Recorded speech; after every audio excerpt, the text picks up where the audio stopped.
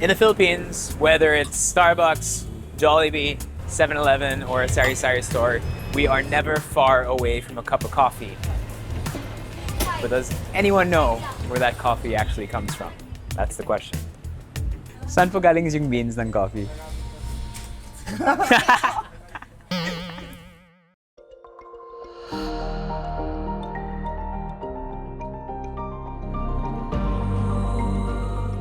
Buong mundo, halos lahat nagkakape.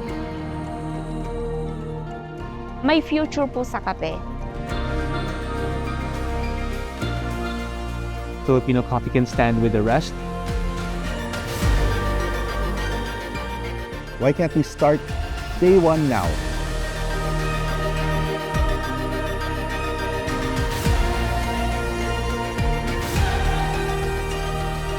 We're a coffee nation. Look at the flag.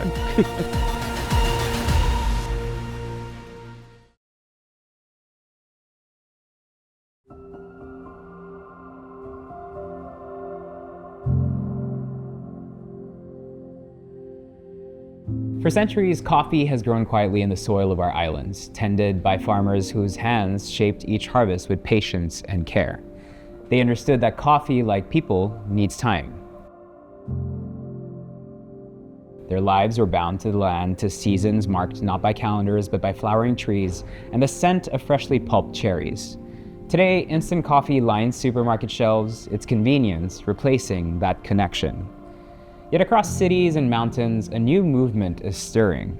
Third wave and specialty coffee brewed with curiosity and pride. But beneath this revival lies a question: as we chase modern tastes and foreign trends, will our heritage be overshadowed? And as the industry evolves, will the farmers who built this foundation be left behind?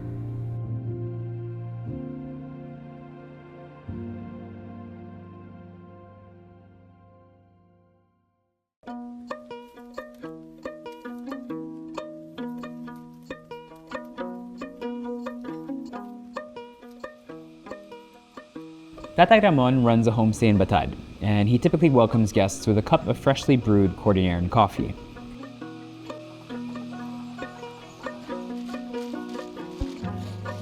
Ito yung coffee na tawag na Robusta. Ang Robusta, pag nahinog, pula yan. Pwedeng alisin yung skin by pounding. Pwedeng ma-pound na maski hindi naibilad. Tapos hugasan. Pero usually pag Robusta, pag napitas na, ibibilad hanggat tuyong-tuyo na maging dark brown. Then, yan ang babayuhin kasi hindi naman pang maramihan ang kailangan. Para sa amin lang, para sa bisita.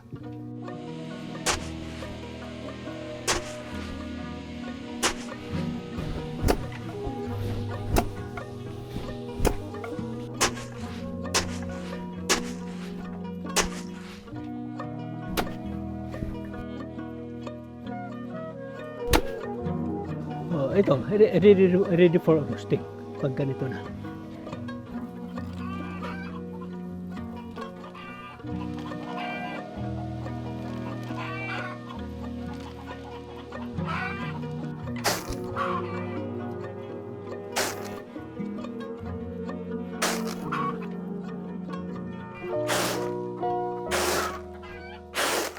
Ito yung container ko. Yung nalinis na, dito ipunin. Ready for roasting yan.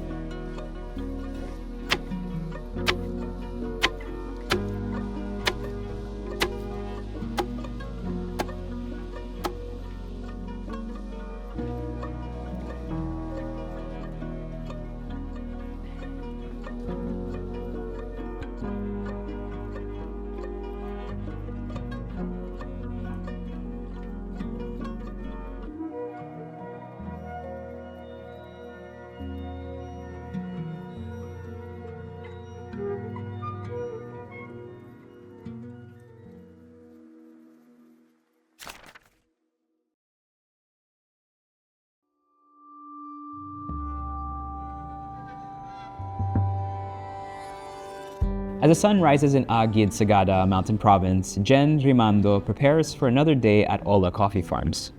She's a third-generation coffee farmer who took after her grandfather, Lolo Ola. In Agid, just like many towns in the Cordilleras, coffee is an integral part of community life.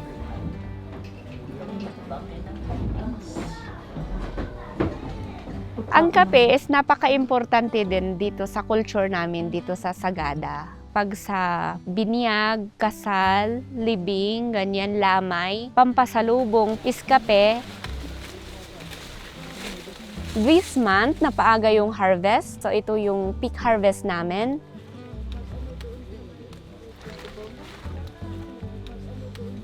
Nag-start po ako ng coffee farming nung high school pa po ako. Lumaki ako kina Grandpa Ola tsaka Grandma Kathleen. Hindi naman po bago ang pagkakape dito. Dati po, coffee is just a backyard crop dito. Pero si Grandpa Ola, siya yung nag-start ng coffee farming away from the village. So, nag-start ito noong 1997. As a farmer beneficiary, nakapag-attend siya ng integrated farming system sa Benguet State University. Nakita niya yung possibility na pwede pala din ang kape sa bundok. Nung umuwi siya, very eager to apply his knowledge na na-gain from that training. Nakita ko talaga na nag-start po yung coffee farming ni Grandpa with zero capital. Talagang purely pine trees po yung nandun. Tsaka yung terrain namin is very steep. So same lang din po sa Benguet. So yung mga nakita niya doon na mga tanim is Arabica coffee na kagaya din dito sa backyard crop. So yun po yung hiyang dito sa aming lugar. After that, nag-fail. So binalikan po niya yung mga learnings niya. So he roamed around the village. Bumili siya ng mga cherries doon sa productive na coffee. So pinunla niya. So habang nagpupunla, slowly nag-terrace na siya. Hindi po supportive yung community na sinasabi nilang sayang lang yung pagod, sayang yung pawis tsaka oras daw ni Grandpa Ola kasi hindi magta-thrive ang coffee sa bundok po. Yun po yung first na natutunan ko sa kanya na para matuto ka is lumabas ka sa comfort zone mo. Laging sinasabi ni Grandpa na ang pag-aalaga ng kape ay parang pag-aalaga din ng tao. Na mag-i-start ka sa pag-aalaga ng baby. Yung pampataba, pampalaki. After na lumaki yung kape, malapit ng mamunga, kailangan itrato yan na parang teenager. Madadagdagan na yung kailangan niyang pagkain. Then after pag nag-flower po yung kape is alagaan mo yan na parang pregnant mother. Kailangan na nila yung sunlight. Pag nalasahan mo, kahit hindi mo nakita ang farm, alam mo na kung saan sila nagkamali. Coffee does not lie. So, nakita niya na pwede palang ang kape, pag inalaga ang mabuti, is pwede niyang ipamana sa anak niya. Then, if alagaan din ng anak, pwede pa ring mamana ng apo niya. Tsaka giving back din po sa nature. Before becoming known for organic Arabica coffee production, Grandpa Ola and Jen's dream would be met with more challenges. So si Grandpa, yung isang nasi-share niya sa akin is hindi lahat ng mga knowledge gained from the training is applicable in one's respective area. The best system is the one that works. Nakita ko sa kanya is perseverance kasi nung nag-fail nga yung unang project niya, hindi pa din siya nag-stop kasi nga nakita nga niya yung possibility. Nung nalaman na ni Department of Trade and Industry na may coffee farm na dito na naha-harvest, sila na mismong nagpunta dito, nag-visit.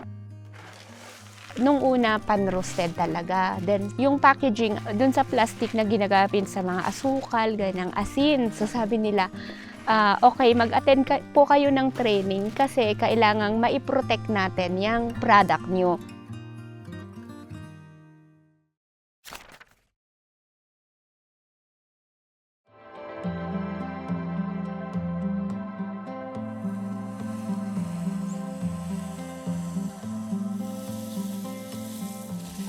gold. That's how Elgine's father in Bukidnon saw coffee. Coming from a family of coffee farmers, he always believed that coffee held the key to a better life, a way to change not just their livelihood, but their future. For Elgine and her brother Marvin, those words stayed. Fast forward to the present, they have since graduated from college, with Elgine marketing their coffee and Marvin becoming a certified agriculturist. Sila mama si papa ay second generation farmers. So yung mga kape namin, meron kaming almost 4 hectares ng Robusta plantation. No? So yun yung minamanage namin ever since na nag-engage kami sa coffee farming. So way back when I was 11 years old, 2011, yun kami nag-start na kape. Yung isang linya na tumatak sa akin mula kay papa is yung gawin nyo to, magtatanim tayo ng kape kasi nga ito yung gold ng family. Ito yung magpapaaral sa inyo sa pagdating ng panahon. So, yun nga, tama.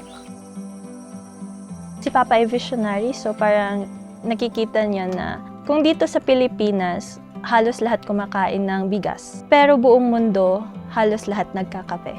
So, nakita niya na in the long run, magiging sikat ang kape, magiging in demand yung kape, tataas yung presyo. So yun, kahit malayo, pinupunta namin yung area ng mga kapehan namin. Dati-rate, sumasakay lang kami ng kabayo, papuntang farm para yun nga, magtabas. Kasi yung area na yun is kilalolo pa yun, tapos yun nga, napamana kila papa. So yun yung kinultivate. Ang iniisip ko talaga paano ko i-improve yung technology na andun na kila papa. Before, commercial coffee yung pinuproduce namin because we don't have any trainings or tawag nga kung ano lang yung nakasanayan ng farmer na gawin or ang tinatawag nila na teknololo. Nagdadala lang sila ng bolo, isang bugwal ng lupa, tapos yun na, tanim na ng kape, tapos hayaan na lang dyan. So wala talagang kumbaga good agricultural practices, ika nga, no? So yun, binabalikan yung kape pagka may harvest na. So unlike now na talagang nakasunod na tayo sa standards, meron na tayong mga good agricultural na practices na ginagawa.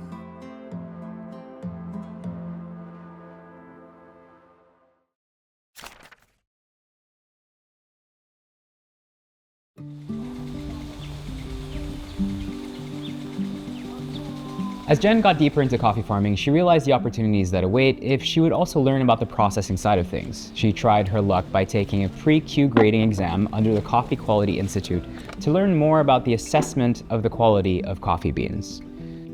The Q grading system is a globally recognized quality assessment system for coffee beans, primarily using a 100-point scale based on a rigorous tasting process called cupping.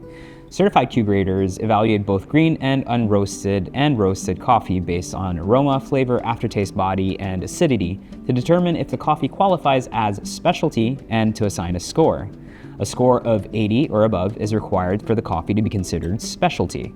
Kinikilatis talaga kung may defects, kung anong kulang, nalalasahan kasi coffee does not lie. Pag nalasahan mo kahit hindi mo nakita ang farm, alam mo na kung saan sila nagkamali, sa pag-harvest ba, at saka kung bakit ako nagka-interest doon, nakita ko on how grandpa tend his coffees tsaka yung pag-harvest na kailangang hinog. Pero along the way na may harvest na, naririnig ko na pangit ang kape namin. I met the coffee hunter of Equilibrium Intertrade Corporation. Siyempre, they are into specialty coffee. So sabi niya, hindi pwedeng upon appearance lang sasabihin mong pangit ang kape. So parang na-interest ako, so pwede kong patunayan na maganda ang kape ko? Of course, yes, you can. So parang na-excite ako doon. Tapos sabi niya, process lang ang secret doon. Aside from the terwa, aside from the elevation ng coffee kung saan siya na itanim, aside sa pag-aalaga doon sa kape, more na ma-enhance pa yung mga flavors niya through processing. So, it connects lahat ng mga farm from seed to cup talaga. Then, doon ko din na-met yung mga coffee expert. So, sabi ko, paano ko kaya ito ma-share din sa in my community. So parang partner arm ko din yung unang in-establish ni Grandpa na pinakaunang coffee plantation away from the village dito sa Agid. So ako yung magtuturo, tapos yun yung laboratory po yung farm niya. So slowly, dumami na kaming magtatanim ng kape dito.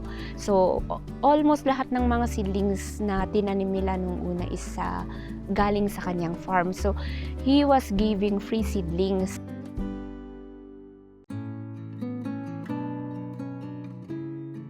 Just like Jen, the Dagohoy's coffee trees and hard work soon bore fruit. In 2021, their fine Robusta made it to the top 12 at the Philippine Coffee Quality Competition, earning them a top spot among the best Robusta farmers in the country. Ang sabi niya, ngayon hindi pa namin siya ma-appreciate kasi previously, before nag-hit yung coffee, nag-settle lang kami sa price na 60-50 pesos per kilo. Beans na. Right now, ripe cherish pa lang is 50 pesos per kilo.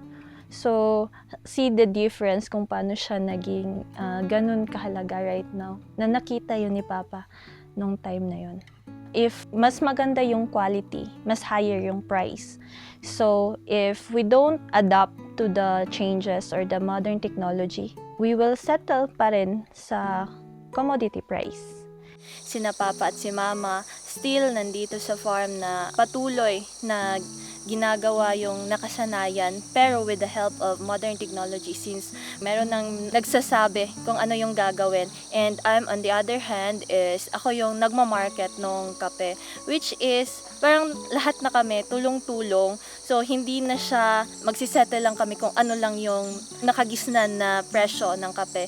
Right now, kaya na namin na i-market yung sariling produce namin.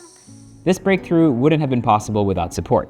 The Dagohoy siblings are part of Curve Coffee Collaborators, a homegrown brand that helps local farmers through training and farm guidance.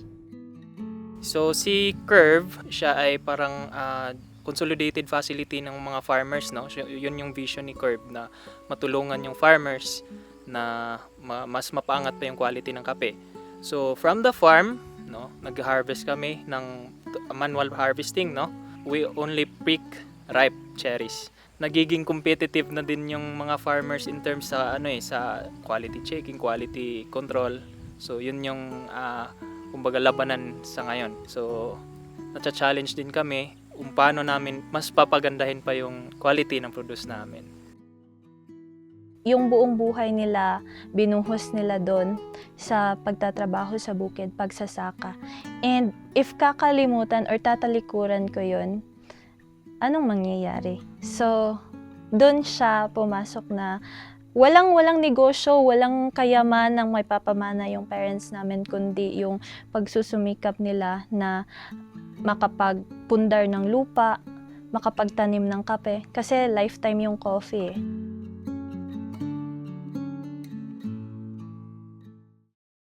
While the Philippines grows all four major coffee varieties, Arabica, Robusta, Liberica, and Excelsa, it is our fine Robusta beans that experts and enthusiasts agree hold the greatest potential. To get a global taste of this underrated coffee, we talked to Sunalini Menon, celebrated as Asia's first lady of coffee. For over 5 decades, her work has shaped how the world tastes and talks about coffee, earning her international recognition and helping brew India's coffee legacy one cup at a time. A passionate advocate of the Robusta bean, Sunalini believes this often underrated variety needs to be respected and appreciated for its own intrinsic worth.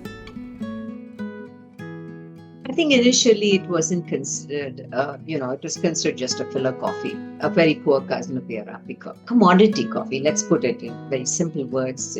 Nobody bothered about the visual characteristics or the cupping quality or the story behind it. And I don't blame the consumer at all. I don't blame the buyer at all because we also did not understand the bean.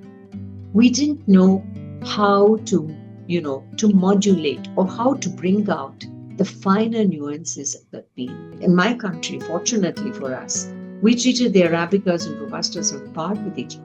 We didn't consider one inferior to the other. And I'm thankful to that, the coffee board and the research wing saying, listen, you're not a coffee growing country. So whatever you are growing, you're lucky that it's growing. So of course, our Robustas are always considered fine, India, because of the fact that we knew how to deal with it, how to ferment it, how to present it, how to wash it.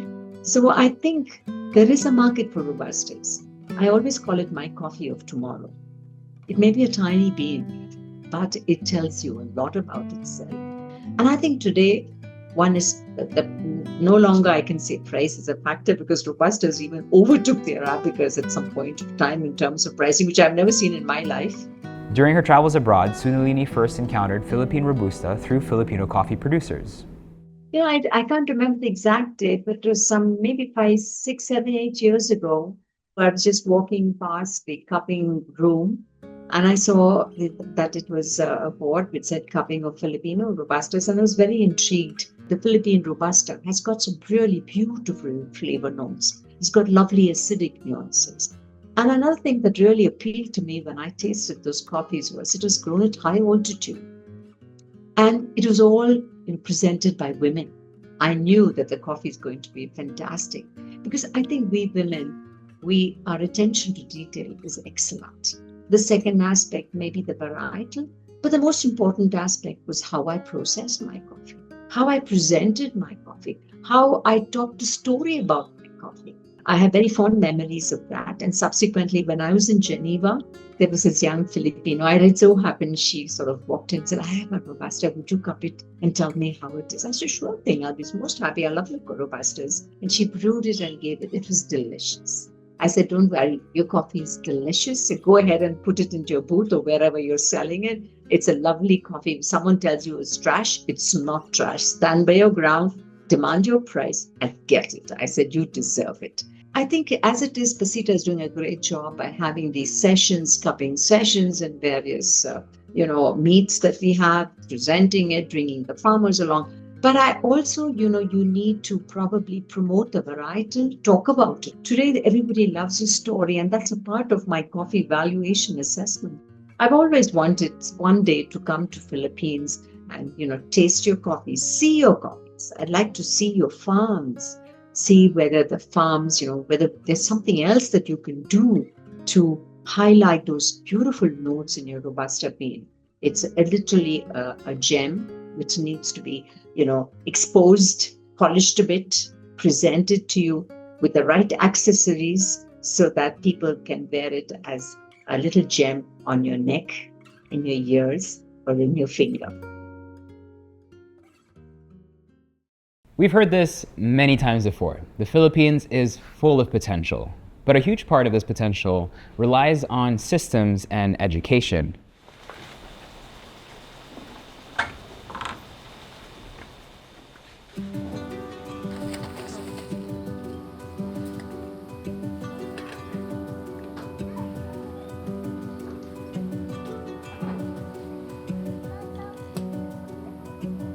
To empower their community and give back to fellow coffee farmers, Jen registered Ola Coffee Farm as a learning site under TESDA, where coffee farmers can take a 29-day course on organic Arabica coffee production.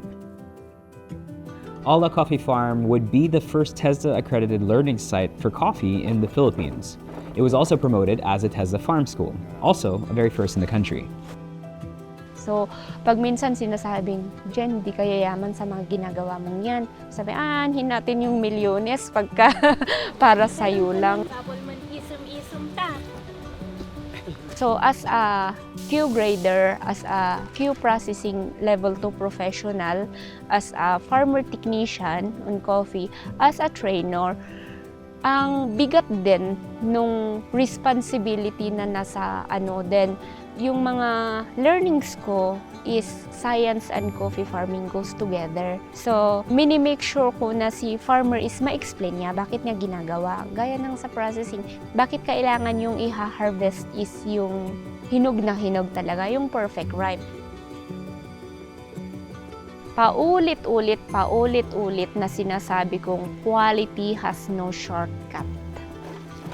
So, kailangan yung mahabang pasensya para at the end is makakapag-produce sila ng masarap na coffee. Hindi lang, porque masarap ang kape kasi Sagada, it's not that. Kailangang mapapatunayan talaga nila na masarap. Ang kape is, yung demand is pataas ng pataas. Then, dapat yung itubang area namin, yung lugar namin is talagang hiyang ng Arabica coffee. So, grab that. may future po sa kape. As a third generation din, as apo niya, dapat may magpapatuloy sa mga ganito. Kasi eto na, kahit na baby steps, dumadami na din kaming nagkakape dito.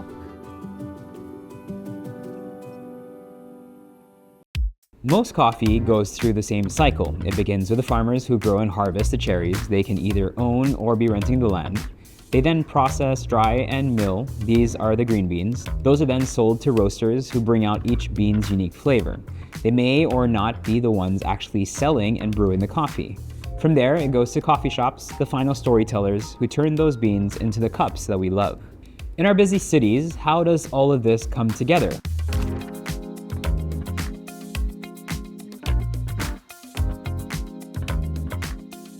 So this is the green storage room. For green storage, it has to be humidity controlled, temperature controlled. You're looking at about maybe, I would say, more than 10 tons of coffee, of raw coffee. If you haven't seen raw coffee before, it's green, right? And because most customers, they see it as brown or like liquid beverage. And then we're gonna turn it to a different color later as we roast.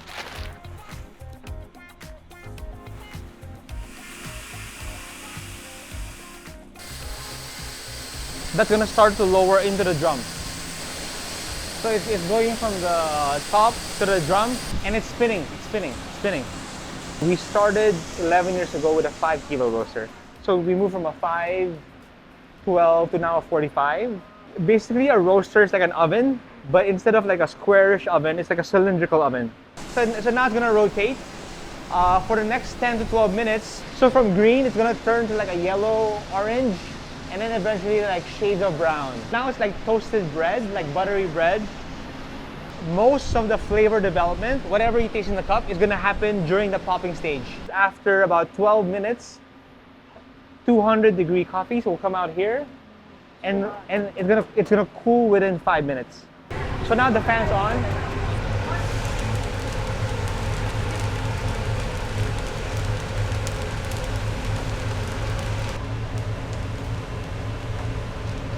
So it's still popping.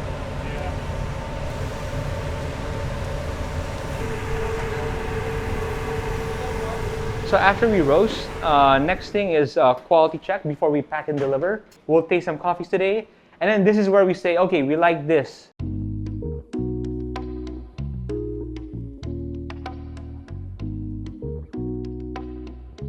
I think my earliest memory was like having a sip of instant coffee with my grandpa, and that's so vivid as a core memory. But obviously that it eventually evolved to maybe I think iced coffees or frappuccinos along the way. And then I think what got me into specialty coffee was walking to a store in Singapore on a weekend, and it was cool because there was no menu, no pricing, pay whatever you want. So I was like, can I have an espresso? And when I had that espresso, I was just blown away as to what coffee could taste like. And then the rabbit hole started from that drink. So I was in corporate, so I guess coffee is part of the routine. And that's where I realized that it's so much of it is like people driven. Like you see the regulars, you see the same baristas. And that was the fun part of it, kind of like having a coffee with regulars and friends. And then after university, we're like, hey, let's start something together. Obviously, we could have done it in Singapore because we all studied there. But at least for Kevin, Jessica, and I think we wanted to make an impact. And we felt that impact could be felt more back home in the Philippines. In 2013, we started Yardstick with the vision of elevating the industry. And we named the company as such to remind us even 11 years later of what we stand for, right? And that's setting the benchmark, setting the yardstick, not only in terms of how we think coffee should be experienced, but also more recently on how we should run a company. And I think our philosophy has always been kind of like sourcing the coffees that we love. And at the moment, we have a split of maybe 60 to 70% we import from various coffee producing countries around the world, and about 30 to 40% we source through local producers. And so we're still very stringent. We look for sweetness and acidity in the cup. And then from there is we tell our customers, here is our selection. Let us help you discover what you like. And it's not because we like it, therefore you must like it, or it's not because it's local, therefore we must appreciate it. It's not because it's expensive, therefore you must like it. I think coffee is a very personal preference, like music. I think everything goes in cycles, and unfortunately, because coffee is an agricultural crop, it's affected by seasonality, global warming, and for the past 18 to 24 months, production globally has been affected, therefore price has been affected. So we see specialty coffee as a quality value chain where everyone along the process has a role to play, right? So whether you're a farmer, cooperative, importer, exporter, or you're a roaster or a barista, all we're trying to do is to preserve the work that the farmer has done and try not to mess with it and hold it so that the customer can taste it in the cafe. If understanding coffee is key to unlocking its full potential, then Kayo Cosio has a lot to say. He's one of the few people who've experienced coffee from every angle. A lifelong coffee drinker, Kayo has written and spoken about it, roasted and brewed it, and at one point ran his own cafe. I was using coffee as a substance before, and then one year I gave it up for Lent, and then after Easter came, I thought I didn't need it anymore and I was done. And then my brother Kiddo from El Union, he discovered a coffee shop in our barangay called Craft Coffee Workshop. And that was, I think, I would say, the original third wave specialty coffee shop in the Philippines. And so Kiddo was like, hey, you have to try this cup of coffee. It's the greatest cup of coffee ever. And I was like, there's no way that you are telling me what a good cup of coffee was. And he was absolutely right. It was a pour over V60 of a Ethiopia Yirgacheffe, and I drank it and it tasted like blueberries and graham cracker, and it was unlike anything I'd ever tasted. And I think that was the first time really when it connected with me that coffee is a fruit, and it opened a whole new world. After leaving production and moving into retail consulting, where brewing coffee became part of his daily routine, Kayo went on to opening a small coffee bar called Kendo Creative in Quezon City. We ran that for 4 years, and I was just focused on making 1 cup of coffee a day. And the idea of a slow bar, of a cafe that didn't have an espresso machine, was so outrageous during that time. And it was reflected in sales. We did not have a lot of sales. And we lowered the price. Like, we brought everything down to 60 pesos. I'm just gonna charge low, have a lot of regulars, right? And it's actually really simple. You just use a standard cost multiplier, which is usually 3.5. So we just took the price of the filter, the price of the water, the price of the coffee, multiplied it by 3.5, and it was 60 pesos. And the truth is, the milk that goes into your cappuccino costs more than the coffee. It's all the other stuff that makes coffee expensive. While running Kendo, Kayo met Ralph, who he would partner with in setting up Luzon Coffee. Ralph came to me and he said, hey Kayo, this guy came to us and they found all of these trees in the rainforest, part of this failed reforestation program called National Greening Project. And he said, hey, you want to go look at it? And we got there. We drove up to this place we had never been to before, and they had just kind of been abandoned and uncared for, but were already fruit growing because nobody had paid attention to them. And so that's where we started growing Luzon coffee. With Luzon Coffee, Kayo and Ralph wanted to do something different, believing that the existing business models for coffee producers weren't sustainable. They wanted to go for a more holistic approach. For starters, they decided to hire only indigenous people in the area to farm the organic produce growing in the land, not just for the coffee. So we work with a local tribe there. We see them day to day. We know what their lives are like. We eat with them, we pick fruit with them. You want them to have a good life, and you can see what their needs are like. You want to pay them well, and because the lands are owned by the tribal people, we just work with them. And one of our goals is to not own the property. So we use a system called shared farms, where the trees are contracted with us and they're guaranteed that they will sell cherry to us at a price that we've agreed on, meaning we know exactly what town, which farmer made each of them. Our coffees are more day-to-day. It's probably a good way to describe it, like very high quality day-to-day coffees. And so what we do is we consider the whole area as our origin, and we kind of blend them together. In our conversation with Kayo, he talked about the third wave movement in the world of coffee. In it, coffee is treated like craft. Every cup tells a story of origin, process, and people.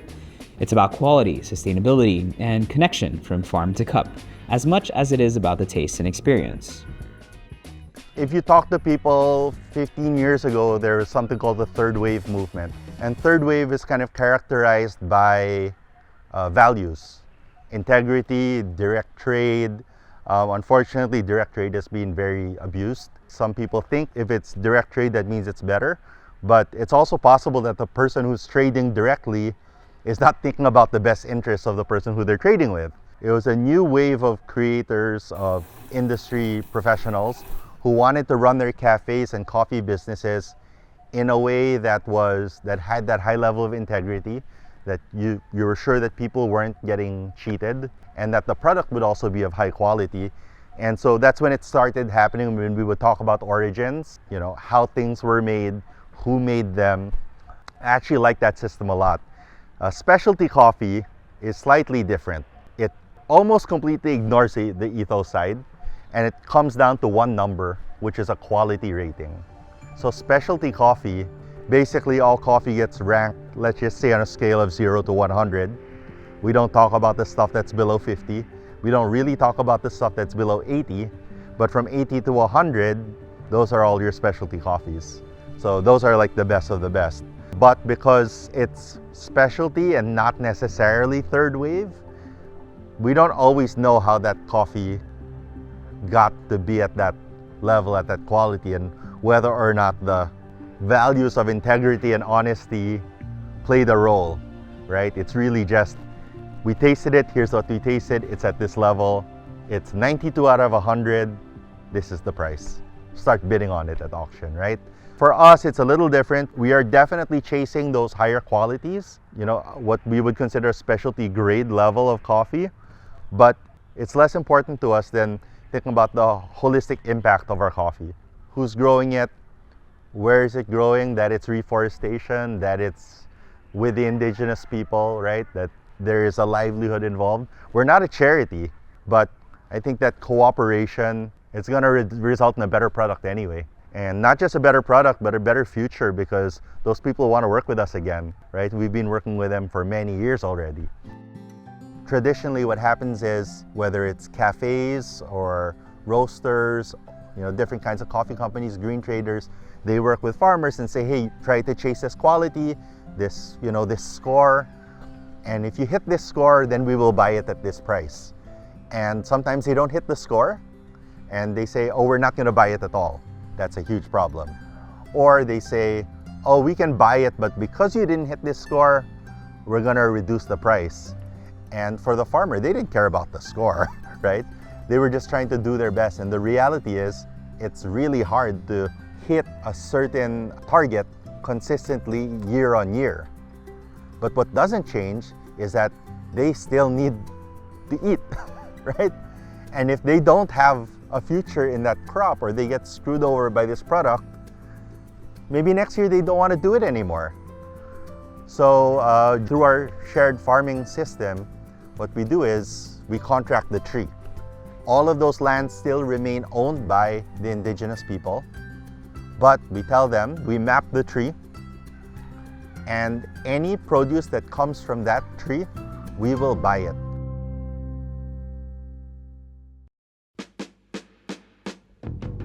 If Kayo collaborates with indigenous farmers in Nueva Vizcaya, Rich Watanabe, a coffee specialist at SGD Bodega Coffee, teams up with farmers all over the Philippines growing heirloom coffee sustainably while helping more people discover the taste of Filipino brews.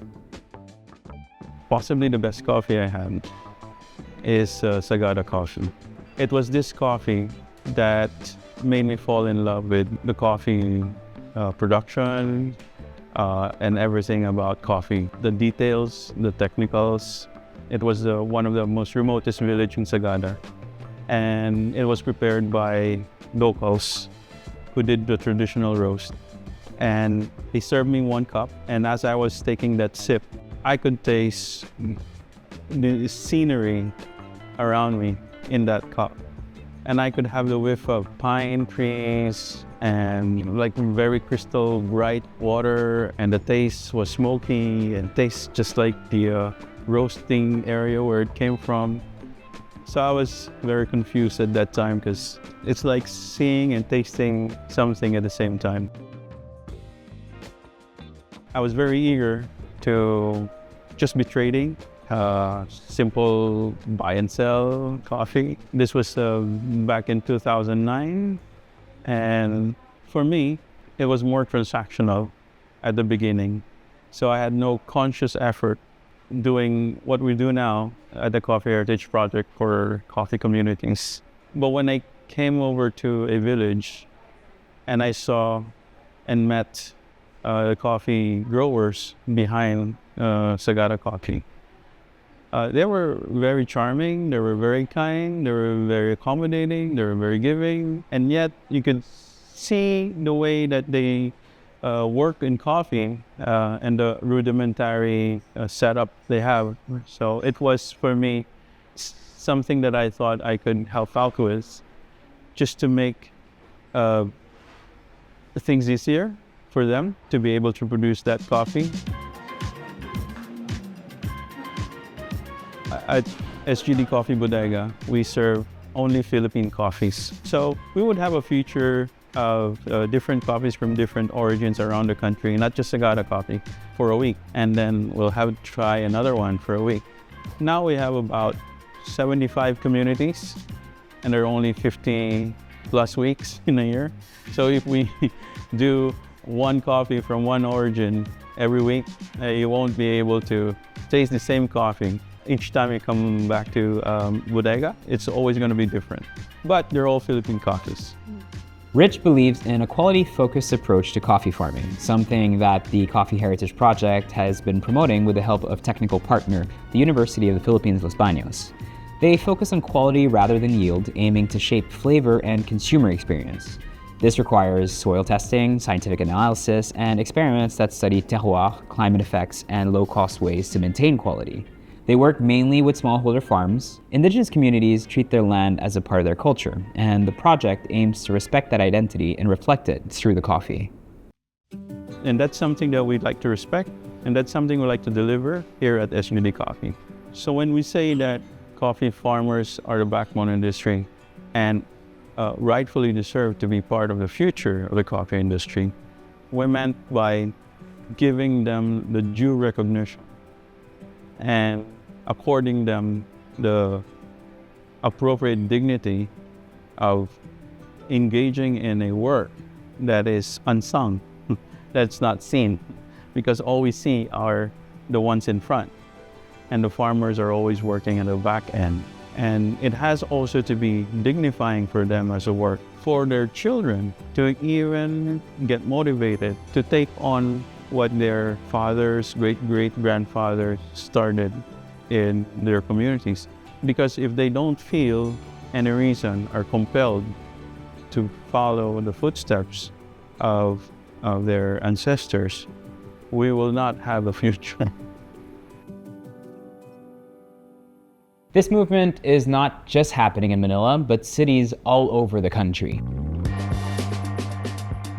In Cebu, Good Cup Coffee sources, imports, and roasts coffee beans from farms across the Philippines and around the world. Owned by the Visitacion brothers, the company is committed to socially responsible and ethical practices, supporting local farmers, and making quality coffee accessible to everyone. Every day we serve at least 15 to 25 filter coffees.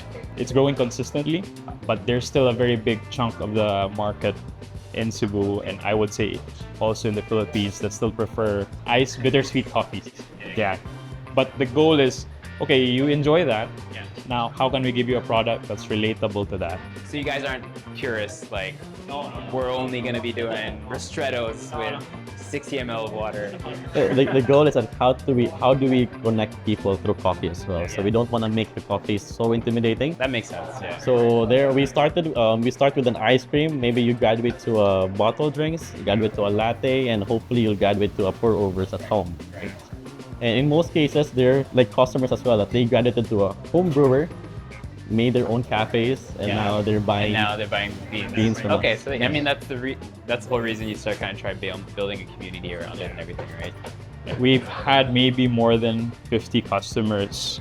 They've transitioned to either roasting or having it our own cafe. And for us, it's great because somehow I think the idea is always like growing the pie. Yeah, and also, I mean, just supporting that local infrastructure. I think one of the major problems in Philippines in general when you talk about like agricultural products is the sense that you don't have enough local demand for specialty, high-value crops. And so if you have no one making it, then the farmer's going to stop growing it. Right? And coffee is considered high-value crop.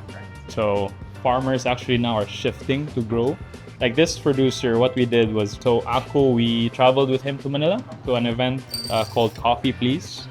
And there he met like maybe hundreds of customers. And then for the first time in his life, people asked him to sign the badge. Oh, really? Cool. And then when they arrived back to the farm, he said, I'm gonna grow 5 hectares more with this variety. So you got motivated. Yeah, so I think feedback is very crucial in this one as well, and traceability and feedback. So in most cases, we always get feedback from customers, then we gave it to the roaster, and roaster we give that feedback to the farmer as well. And yeah, everybody wins in that matter. Yeah. So this coffee is? So this coffee is from this farm in Mount Apo. So this is the producer. His name is Aku. And he's the producer that grew the first Philippine geisha in the Philippines. You can smell the bean. This is this coffee. So it's very floral on the nose. This is a single origin. And then the other coffee that I'm serving you, the more nutty one, is a coffee from Bukidnon. And she's a datu bae in her place. Like her name is Bae Inatlawan. She's a tribal leader. It almost smells like wheat flour. Yes. There's that grassiness, and brown sugar, nutty. His goal is more like increasing the coffee quality and production, while on my end, goal is to reduce the cost for them to produce the coffee so that they could have a higher take-home pay. Because at the end of the day, we want them to realize that they're sitting on a gold mine. Coffee connects 2 billion people every day, yet behind every cup is a global system shaped by colonial history, commodity markets, and changing climates. For centuries, countries like Brazil and Vietnam have defined coffee's economics through scale. The Philippines once stood amongst them, one of the world's top producers in the 1880s, until disease, war, and trade collapse pushed its farms to its margins. Today, we remain one of Asia's biggest coffee drinkers, but produce less than a third of what we consume. Most of what fills our cups still comes from abroad, and yet scattered across our archipelago are thousands of smallholder farmers whose potential is only beginning to shine. To unlock it, we must first take an honest look at ourselves, at how we grow, how we think, and how we value our own cup.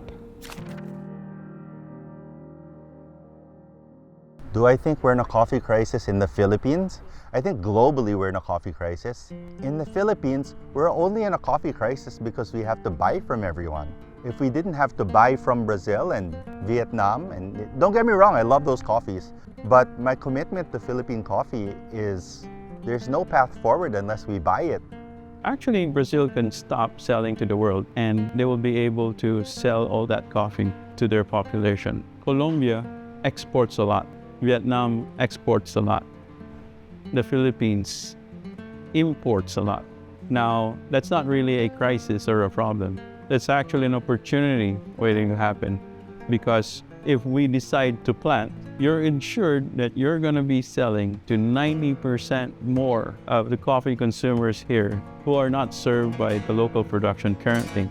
We're the grandchildren for coffee. It's been 50 years that people have been underpaying for this thing. Only now are we going to be able to see the true cost of coffee. We're in a unique position where we don't need to move our coffee off island or out of our country. We don't need New York Stock Exchange. We don't need London Stock Exchange to determine this commodity price, because it's not a commodity if we don't let it be. So what does that mean? That means that someone like me can talk to a farmer, will agree on a price. Are they happy? Am I happy? Great. The variety is a constant part of people's choices when it comes to food, and that is especially true with coffee. but I wouldn't say, oh no, this is a draconian measure, like everybody should be drinking Filipino coffee because we're all Filipinos. I think that would be also sad, apart from you want to contrast the taste of our local coffees with the others. How would you know how good we are if you haven't tasted the others? I think what we want people to realize globally and locally is that Filipino coffee can stand with the rest. If we are interested in the South American coffees, the African coffees, let's not lose our interest to local coffees, because some of the local coffees are the best in the world. I would say though that in our campaigns, we're asking Filipinos to at least during the week buy one local coffee, to try one local coffee. I think that would be fair to ask. For us in the coffee industry, we welcome consumers to make informed purchases about the coffee that they would like to try, or the coffees or the communities they like to help. And secondly, on the other side of the room, I feel like, again, it's the world of coffee that we like to support, and we just don't want Philippine coffee to be excluded from that community.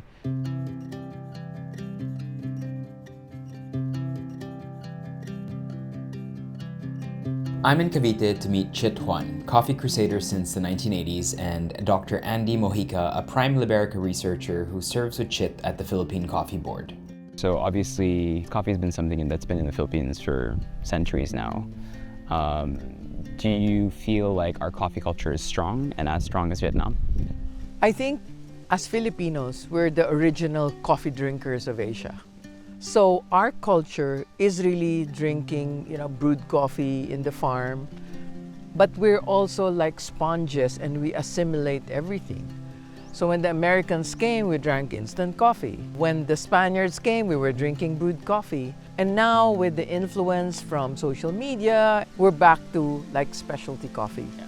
So I think the Vietnam coffee culture is different in that they had to invent their own coffee brewing technique, the fin. And it's pretty, it's a conversation starter. For the Philippines, I think what we should really do is think of all the ways we drink coffee. Because if you go to, let's say, Negros, they have this sack and it's like a drip coffee in a bag, cloth bag, which is similar to what they would do in Singapore. So we have to develop that coffee culture pa sa mga Pilipino. We have to go back to brewing our own coffee. Maybe from an agricultural perspective, like what's hindering the growth of the Philippine coffee industry? In 2001, the income of coffee farmers declined significantly, and that is because of the overproduction of Vietnam. And at the time, most of the coffee farmers cut coffee trees and shifted to other crops. So that was the start, and it's very hard to recover again because coffee you will need 5 years. But after that, siguro mga 7 years, balik uli sa dating price yung coffee. And it's hard to recover ng mas mabilis. I mean, it's ironic, like you were saying, in 2000 there was a slump in the price, and then now this year is seen as one of the craziest. Yes. We haven't really seen the repercussions yet in terms of price per cup, but it's going to happen end of the year. Do you think the Philippines, and this is something I kind of hope for, should we be shifting from commodity farming to more high value kind of beans? I think there's room for both. Okay. Like when you talk to roasters now, some of them are looking for some commodity coffee, but some are really looking for and paying the price for specialty coffee. For the longest time, farming here has been seen as a hand-to-mouth existence. How difficult is it to kind of convince people, like if you go towards this maybe slightly longer term path in terms of trying to create value for your product, you will reap higher benefits? Or do people see that now? Yeah, in Cavite, the farmers are now looking on higher income. Previously, Cavite, the production goes to conventional coffee selling. No? But now, we are on to specialty coffee production because a lot of income is in specialty coffee rather than conventional coffee. Prices are crazy. Prices are going up.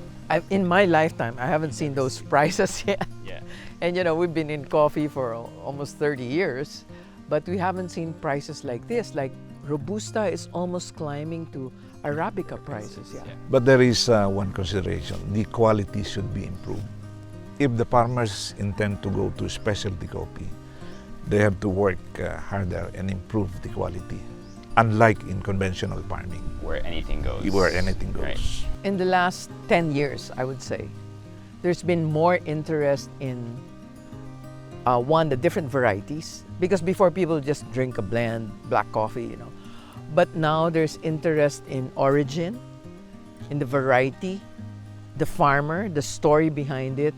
I think the generation drinking coffee now, and they're getting younger, also care a lot about traceability. And that obviously fosters a more inclusive ecosystem where the farmers are as valued as the roasters, as the brewers. That's right. Yeah.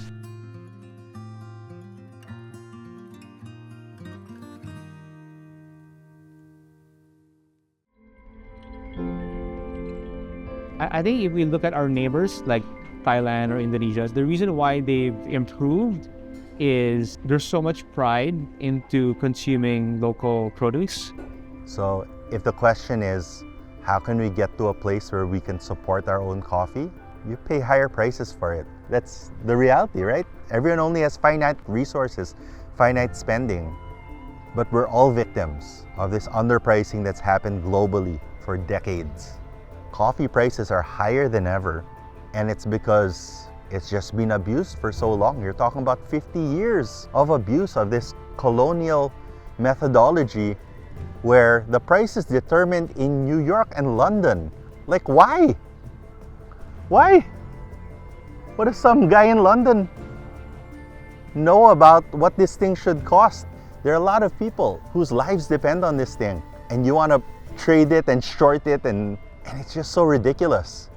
But I think we're quite fortunate that the customers today, they realize the value of why this coffee is priced as such. And honestly, that's the only way coffee can improve. Like for us, when we roast coffee, the only way to improve roasting is to keep on roasting and keep on tasting. So for farmers to improve both yield and quality, they just need to keep doing what they do. And as a roaster, we need to support and roast. I think the way to support Philippine coffee is to drink all of the coffee. It means don't buy into this lie that Arabica is the only good coffee. It's a lie, guys. It's a lie. Like, there's so many great Robusta coffees from here on our island, and it's an incredible coffee. We cup them side by side with Arabicas, and everyone was like, this is the one. We need to identify where the lies were told to us, because Liberica is delicious. The concept of Barako has so much to be explored, and so much can be cleaned up in the processing to bring out more flavor. Our Arabicas have very similar characteristics to a lot of Ethiopian coffees, a lot of Panama coffees. These are the best places in the world. You know what for me is a huge shame? Is that the best Libericas right now in the world, something like 70 or 90% of Libericas in the world are grown here in our island, in Luzon. But the best ones come from Malaysia, grown at 0 meters above sea level. There's so much to be explored. Everyone says like, oh, don't put sugar in your coffee. But my grandma put sugar in her coffee. All the farmers put sugar in their coffee, and you know what? We make the sugar. We don't make milk. We have some people who do farm milk. It has made its way here, but it is by and large not a Philippine product. That got decided for us in Italy and in France. And so all of the influence comes from there. This is how coffee is supposed to be. This is what an espresso is supposed to look like. This is what it's supposed to taste like. But we make it. I'm telling you guys, go around the world. Some of the best roasters, some of the best baristas, some of the best brewers. There's a Philippine champion. So the Filipinos, we're in a unique place. We grow it, we process it, we roast it, we brew it, we serve it at the highest level for all of those things. Why can't we start day one now? What's it going to look like in 50 years? When I'm gone and you're gone, and they talk about Philippine coffee, what does it mean? What's the characteristic? What's the identity? Let's decide.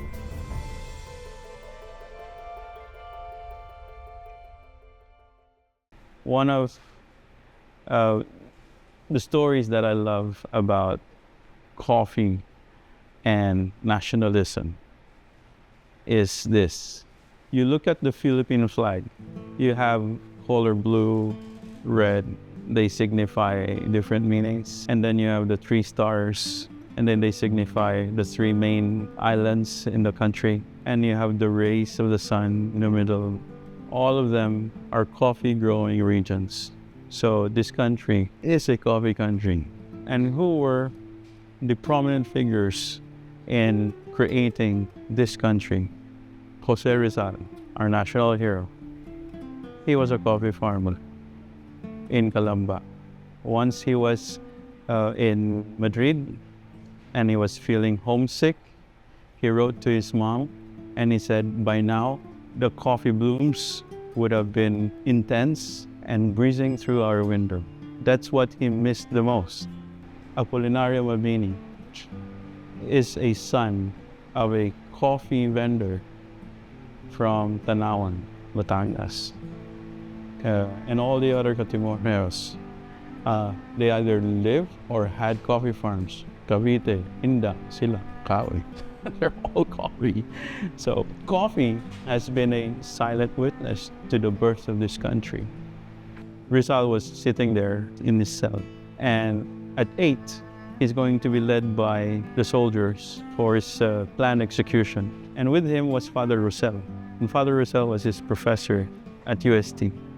And Father Rosel could not, for the hours that he was convincing Jose Rizal, could not convince him to retract or issue an apology or negotiate with the local government. And Father Rosel said, okay, so I respect your decisions. Can I do anything for you? One last wish that you want. Ah, yes, he said, I'd like you to bring a letter to my mother, which I'm going to write now, and I'd like to have a cup of coffee. What was that cup of coffee? Café con leche. The last thing that was in our national hero's system when he was led to his execution site was coffee. No culture in the world would even take offense if they were not offered coffee, but Filipinos do. We're a coffee nation. Look at the flag. Coffee invites you to slow down and to pay attention. Every sip should carry intention and awareness of who grew it, who processed it, and who profits from it. Ask the questions that connect your cup to the soil it came from.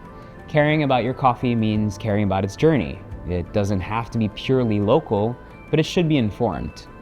When produced responsibly, coffee can be more than just a daily habit. It can uplift rural livelihood, strengthen local economies, and give dignity back to agricultural work. Filipino beans can represent the country abroad, much like our food and culture already do. With the right support, Philippine coffee can stand as both an agricultural success story and a form of gastrodiplomacy, sharing who we are with every brew served across the world.